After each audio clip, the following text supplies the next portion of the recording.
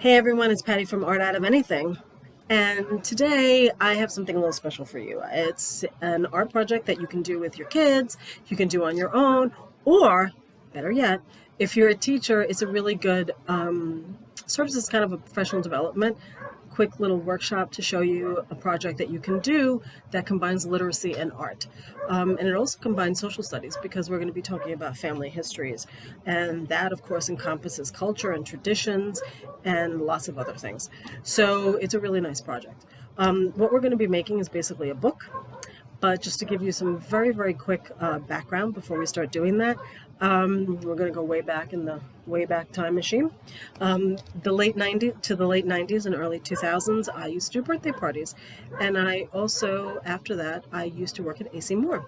And then I combined those two things, and I used to do scrapbooking parties for kids. And I love doing scrapbooking parties because they could design the pages any way they wanted to. They had a memory of their party, their birthday, of their friends.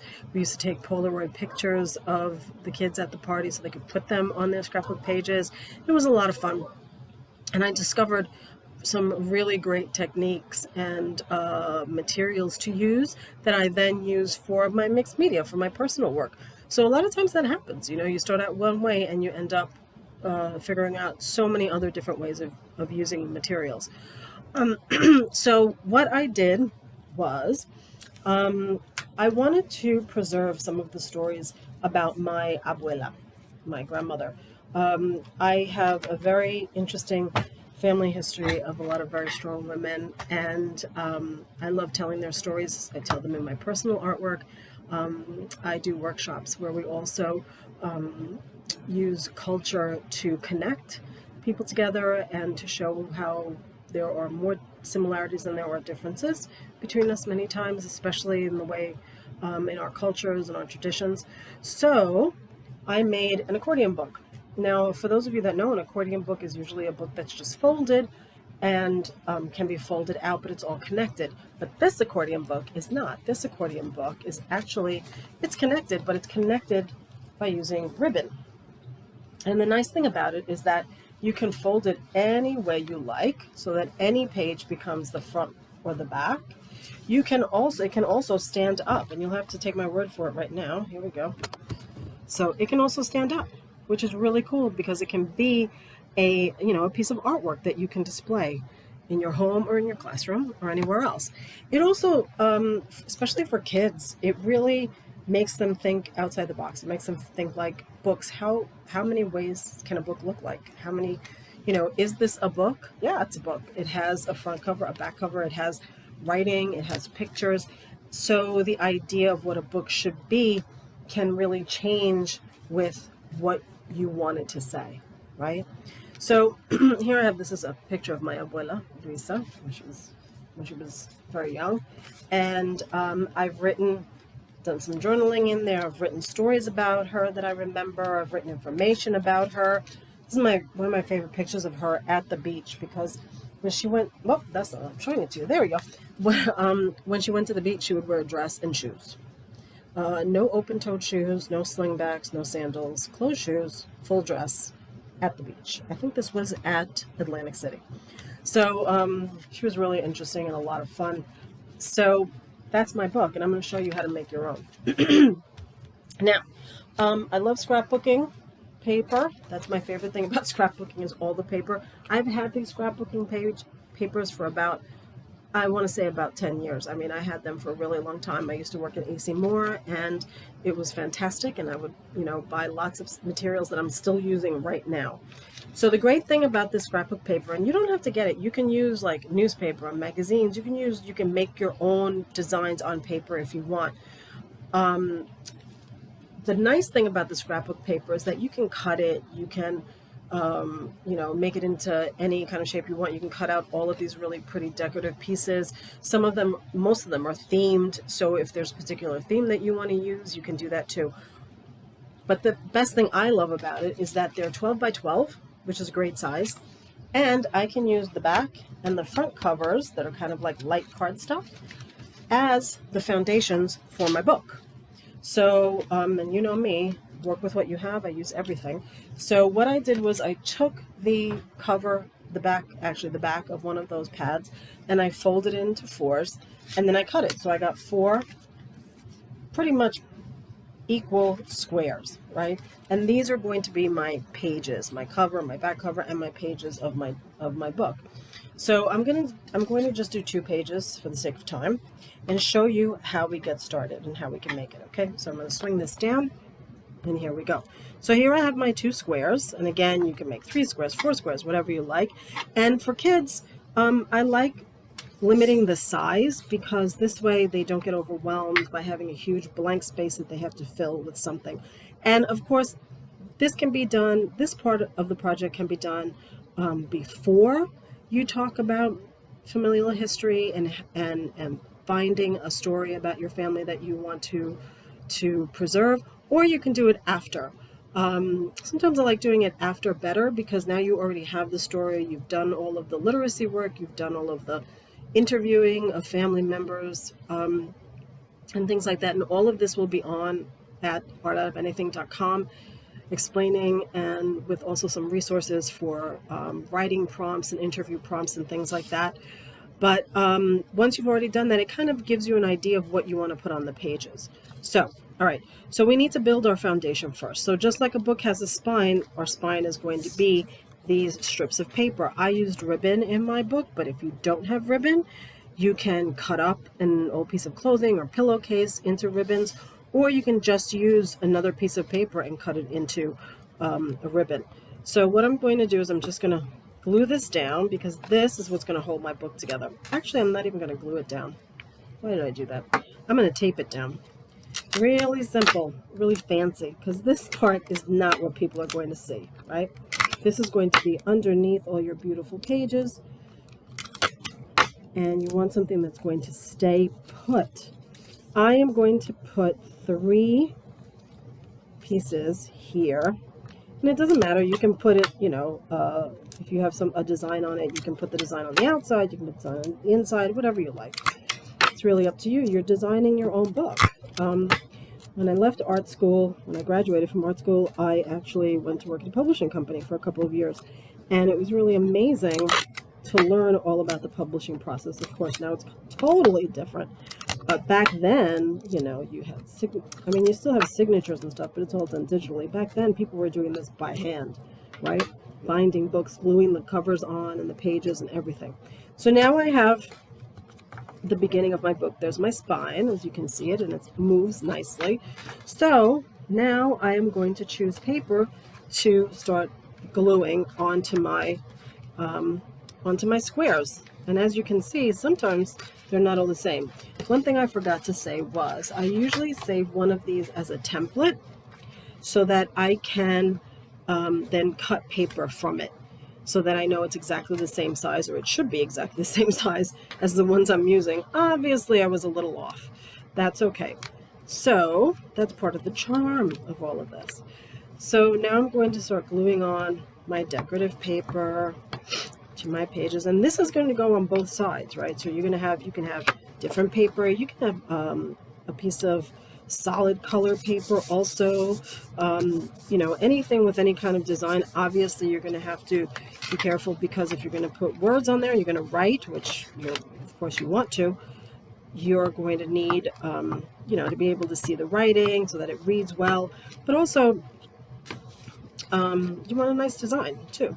So let's see, this one fits better this way. There we go. We can make our adjustments when we're done. Okay, see, this one's a little shorter. So what could I do about that? I could put color here. I can put another different decorative piece of paper here. I could put a solid color paper and do my journaling down here. So just like Bob Ross used to say, there are no mistakes, just happy accidents. You got to work with what you have and figure it out, right? So now on the other side, I would do the same thing. And again, you can have different kinds of paper on different sides. This one I wanted to keep. I know I'm missing a flower up there, but I really like the paper. And again, I just figured I would put either a photograph or another decorative piece of paper up there to cover this area that I cut out and obviously use somewhere else. So it doesn't have to be perfect. And as you go along, you can fix it. This is a really great piece. It's actually a piece of canvas. It's fabric. It actually came in one of those scrapbooking pads. So you can see why I've had them for so long. So you can also use hot glue if you're doing this on your own as an adult, a teenager, or old enough to be working with hot glue and not, compromising your fingerprints. You can always hot glue them down, but I don't mind doing it with just glue sticks too. Okay, so here we have our 2 pages, right, of our book.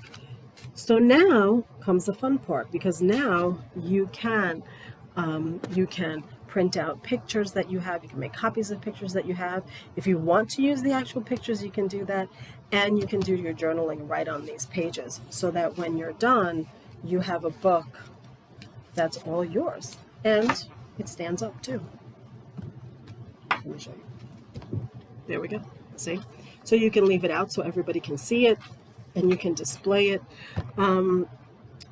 Some of the things that I've done is, again, I don't like wasting paper, so I take paper that's left over and I might cut it out in a little rectangular shape. It doesn't have to be perfect at all. At least that's how I feel. And see this little space here that I missed because I obviously did not cut that correctly. I can just glue it right on here. And now I have another element of design on my paper, right, on my page. So let's start here. Let's do it from this corner because this one's kind of short. And then we can even add, maybe we do this and add a little element of design on this side, right? Okay. I don't know about you, but when I'm doing something like this, as I'm doing it, I just get more and more ideas for putting more designs. And basically this is collage, right? That's what always happened to me. All of my scrapbooks always ended up looking like collages because I would put so many elements on it, but it's so much fun, and it gives you, really a chance to be creative and to come up with different ideas, and you can have things popping out. I love to put pockets in my books so that I can put things in it, and I'm actually going to have a couple of videos coming up on different ways of making books so that you can really choose what kind of book you want to make for yourself or with your family or with your class. So now, what are some of the things that we want to talk about or we want to encourage kids to come up with when they're talking about their family history? I will have some prompts at artoutofanything.com that you can download. It's a document that you can download that has prompts for asking questions for interviews, and how you can use those questions to write a story. And sometimes you don't even have to write a story. Sometimes it can just be a sentence or a phrase. Sometimes it can be a quote from the person that you're talking about, whether it's an ancestor or somebody who lives with you, right? So for example, on this page, I have all just like sentences, little snippets. Abuela Luisa, she grew, her name was Luisa Costa-Laleman. She made me a new dress with pockets every day. And she put pockets in all of my dresses because my father would put money in them. And so when I was a child in South America and Colombia, that's what she would do because she was a seamstress. So she would make me little dresses with pockets so my dad could put money in them. She chose her own birth date because she couldn't remember, nobody could remember the day she was actually born, so she chose it herself in September. She had 6 children, 3 boys and 3 girls. She always wore black, opaque, above the knee stockings in the winter, always, and she would roll them up. I always remember that. She saw Dracula at a movie theater for 10 cents. They used to go to the movies all the time. She loved the movies. And she saw Dracula and she was traumatized by the whole movie. She thought it was very scary. And my oldest daughter, Olivia Luisa, was named after her, actually. So those are some of the things that I wrote on here that I want to remember, right? That I don't want to forget, that I want my children to remember, that I want to pass on to her. And I wrote little stories in here about her. My abuela always wore a dress and shoes to the beach. No sandals, no peekaboo toes or slingbacks ever. No bare feet, but sometimes a hat. That's what she would wear.